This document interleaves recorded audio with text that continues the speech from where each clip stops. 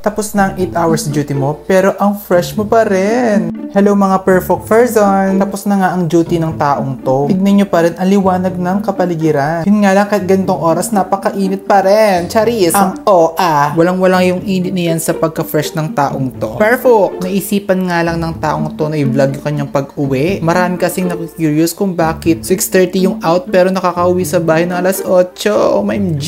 Ang OA! Bago makarating ng taong to sa terminal, syempre papasok muna ulit sa mall. Hindi na magrereklamo tong taong to kasi napakalamig dito sa mall. Charis, ang OA. Habang naglalakad tong taong to, may nagpa-picture sa kanya. Ala siya, sikat na pala tong perfect na to. Kahit nagmamadali na tong perfect na to, pinagbigyan pa rin tong isang fan para maisama siya sa vlog. Ganun ko kamahal yung mga fans ko. Charis, ang OA. Friend ko nga pala yan, nakaka-resign lang. Mayaman na daw kasi kaya nag-resign na siya. Charis, ang OA. So fast forward, palabas na tayo ng mall at pupunta na tayo sa terminal. Sa mga oras na yan, kinakabahan na tong perfect na to kung mahaba ba yung pila sa terminal. Yun kasi isa sa dahilan kaya tumatagal sa pag-uwi tong perfect na to. Pero sa hindi ko inaasahang pangyayari, OMG, himala, walang pila! Charis! Ang OA. Ito na talaga yung masasabi kong masarap sa ice. Yung tipong walang pila at malinis talaga guys. Ayan o, diba? Napaka-perfect ang Charis mo. Ang OA. Sa totoo lang kasi, kada umuwi tong perfect na to, naaabutan niya yung mahabang pila. Yung tipong mas mahaba pa yung pila sa relief goods. Charis! Ang OA. Yung tipong nakatayo ka na sa trabaho, tapos pag uwi mo, nakatayo ka pa rin, nasa ng hostisya. Charis, ang OA. Buti na lang nakapag-vlog tong taong to. Kung gaano ako kaswerte ngayong gabi. Parang nanalo lang sa loto, naka-mega jackpot ka guys. Perfect, ang OA. Sa wakas, matitikpan din ng puwit ko yung lambot ng upuan ng Vaseline na to. Charis, ang OA. Tignan nyo naman, wala pang sakay tong bus na to. Dahil dyan, naglaro muna ng ganda-gandahan tong perfect na to. Ang OA mo girl. Yun nga lang, dahil nga wala pang mga pasahero na sumasakay. Yan ang problema natin ngayon. Hintayin muna natin mapuno itong bus na to bago umalis. Charis! Ang OA. Maghihintay ka pa rin kasi ng mga ilang minuto para mapuno tong bus na to. Kaya itong perfect na to, nainip na. Buti na lang talaga nakatutok ako dito sa may aircon para di tayo majinitan. Charis. Fast forward nga, nakalis na tong bus na sinasakyan ko. Buti na lang agad din napuno tong bus na sinasakyan kong to. Kung hindi, kahit Miyerkules ngayon, may Biyernes tong perfect na to. Charis! Ang OA. Kapag talagang nasa tabi ka ng bintana, no, feeling mo nasa music video ka. Charis! Mahaba-haba nga ang biyahe ng taong to, kaya mag-sleep muna itong perfect na to. Charis! O hindi ka mag-i-sleep, hindi ka makakapag-vlog, perfect ka.